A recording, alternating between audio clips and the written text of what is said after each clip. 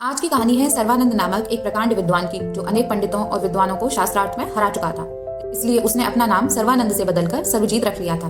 सर्वजीत की माँ अपनी काशी यात्रा के दौरान एक बार कबीर साहब के सत्संग में गई थी और वे तभी से उनकी शिष्य बन गई थी। पुत्र के पांडित्य की व्यर्थता को समझते हुए उन्होंने अपने पुत्र सर्वजीत से कहा कि वह उसे तभी सर्वजीत मानेंगी यदि वह कबीर साहब को शास्त्रार्थ में पराजित कर देगा। फिर क्या, माता के वचन सर्वजीत को चुभ गए। एक बैल पर अपने शास्त्रों को लाद कर वह बनारस गया। कबीर साहब के घर के सामने पहुंचकर उसने पुकारा, क्या कबीर का घर यही है? कबीर साहब कहीं बाहर गए हुए थे, लेकिन उनकी पुत्री कमाली पुस्तकों से लदे बैल को देखकर मुस्कुराकर बोली, यह कबीर का घर नहीं है। उनका घर तो ब्रह्मा, विष्णु और शिव को भी नहीं मिला। उन्होंने कहा, कबीर का घर शिखर पर, जहाँ सिलहिनी यानी फिसलन भरी गैल, पाँव न टिके पपीली यानी चींटी का, पंडित लादे बैल। अर्थात कबीर का घर शिखर यानी खंडों ब्रह्मांडों से ऊपर जो धुरधाम है वहाँ पर है, जिसका मार्ग इतना फिसलन भरा है कि चींटी के पैर भी उस पर जम नहीं सकते। परंतु पंडित तो लदे हुए बैल के साथ वहाँ पहुँचना चाहता है। सर्वजीत सहसा कोई उत्तर न दे सका। इतने में कबीर साहब आ गए। सर्वजीत की चुनौती को सुनकर उन्होंने कहा कि मैं तो एक साधारण अनपढ़ जुलाहा हूँ और इतनी पुस्तकें तो मैंने अपने जीवन में कभी नहीं देखी। लेकिन सर्वजीत शास्त्रार्थ करने के लिए जिद करता ही रहा। कबीर साहब के पूछने पर उसने अपनी माता की बात बताई।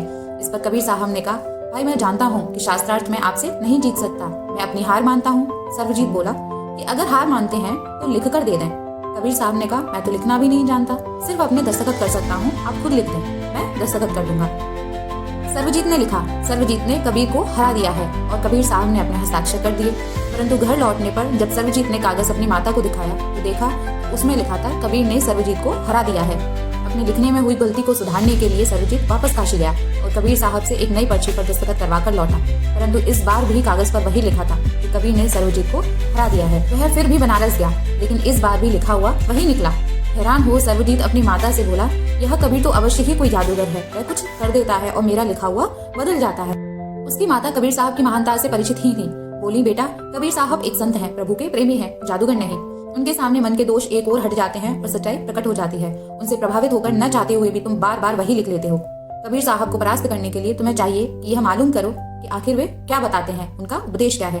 पुत्र को खामोश देखकर वह फिर बोली, देखो वह कितने विनम्र हैं, अपनी अज्ञानता को कितनी आसानी के साथ स्वीकार करते हैं। उनको जीतने के लिए तुम्हें भी दीनता अपनानी होगी, क्योंकि अभिमान कभी नम्रता पर विजय प्राप्त नहीं कर सकता।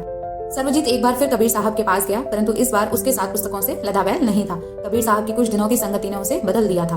वापस आकर उसने अपनी माता का आभार माना, जिसने उसे कबीर साहब के पास जाने की प्रेरणा दी थी। वह बोला, माँ कबीर साहब सच में महान है, मैंने उनके चरणों में झुककर अपनी हार मान ली है और मैं अब उनका शिष्य भी बन गया हूँ। अब क्या आपको भी लगता है कि जो व्यक्ति इतना महान हो, जो समाज को सिर्फ सत्य के प्रति प्रेम करना सिखाता हो, जिनकी हर बात झूठ को काटती हो, चाहे समय कोई भी हो, वो अनपढ़ होगा?